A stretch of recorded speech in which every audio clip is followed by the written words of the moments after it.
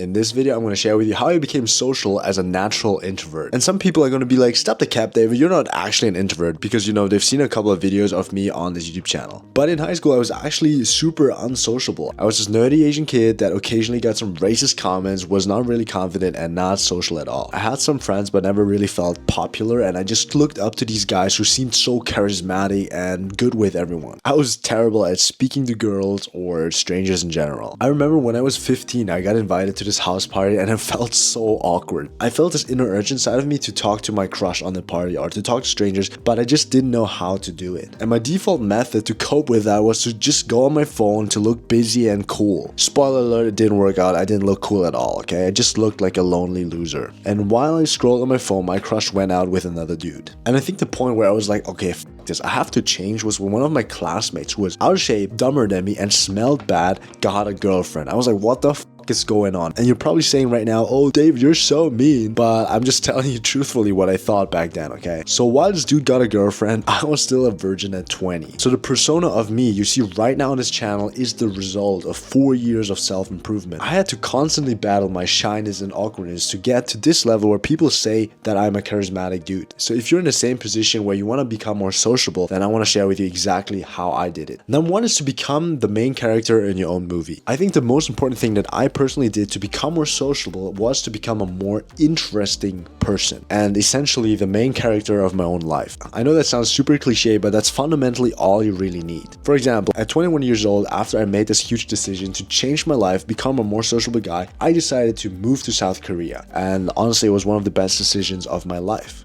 Travel in general, on a side note, is one of the best things you can probably do because it just expands your horizon and also shows you that you're capable of handling a life by yourself. I now also speak 5 languages. I had a boxing fight in Thailand. I did bungee jumping from a cliff for 63 meters. Grew my social media to over 80,000 followers across my platforms and many more things. So you can probably agree with me that if you would meet me outside on the street and we would have a quick chat, you would find me pretty interesting just because of the life experience I have. And now I rarely run out of things to say because I've experienced a lot by myself, and that's why I can connect with a lot of different people who all have different interests, from sports to social media to business to politics and so forth. Also, what I realized is the more you experience, the more confident you become, because again, through those experiences and challenging situations, you prove to yourself that you will survive, that you can handle the situations, and the more often you get into challenging situations, the more calm you will become. So here's a little hack that I personally did and that changed my life completely, okay? Every month I'll write down one thing that really scares me or that I'm not really good at, something that is outside of my current comfort zone. So this month I went to this YouTuber event. I got an invitation from YouTube and I knew I was one of the smallest YouTubers by subscriber numbers there. And initially I had this imposter syndrome within me and I was like, oh, maybe I'm not good enough to be on the same league as these like people who have over 100,000 up to millions of followers on YouTube. But when that feeling kicked in, I knew immediately I have to go to that event because it's outside of my comfort zone. It makes me feel so uncomfortable that I will have to do it. And sure enough, it was one of the most interesting evenings of the day. I connected to so many crazy creators, and also it's another fun story and life experience I have now under my belt. I can guarantee you, if you do this every single month, at least minimum, even better if you can do it every single day or every single week, you'll stack up more and more interesting experiences over time. Number 2 is to be okay with awkward silences. One of my friends always says it's only awkward if you make it awkward, and there's a lot of truth to that. Like, imagine you're seeing your ex on the street, okay? A lot of people probably say, oh, this is so awkward to see my ex. But that's only because you make it awkward. Think about it. If I would see my ex right now on the street, I would probably greet her the same way that I did back then, unless she did something stupid like cheating or something like that. I would have a little bit of small talk, be social, and then just dip. But back to the point. If I was in a conversation back then and there was some sort of silence, I used to freak out. My mind always looked for new interesting things that I could say to entertain the other people, but that mindset already shows you how flawed and insecure I was. Because now I realize that the only person I really need to entertain during a conversation is myself. I need to genuinely enjoy the conversation and have fun. And if there's a little bit of silence, I try to relax, enjoy, and just leave it to the other person, because you have to realize one thing. Just like you don't like awkwardness, the other person also hates awkwardness, okay? So you can just lean back and let them come up with something by themselves. And if they don't come up with something, just thank them for the time and move on to the next interesting person. Pauses are natural, and sometimes conversations just end naturally.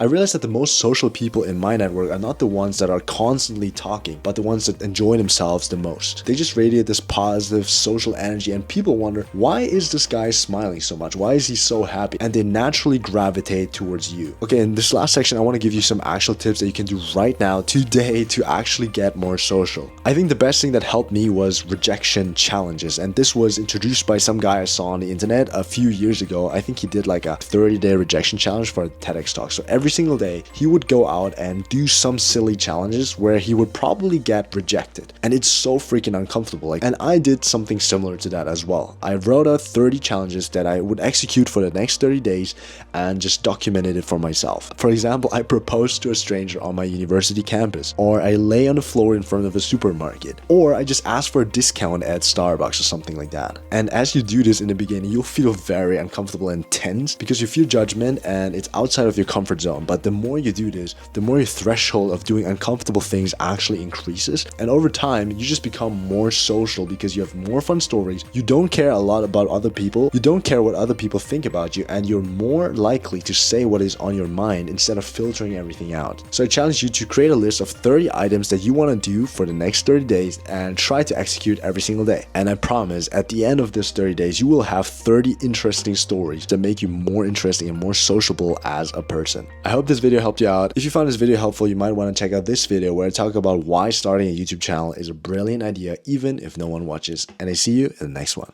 Peace.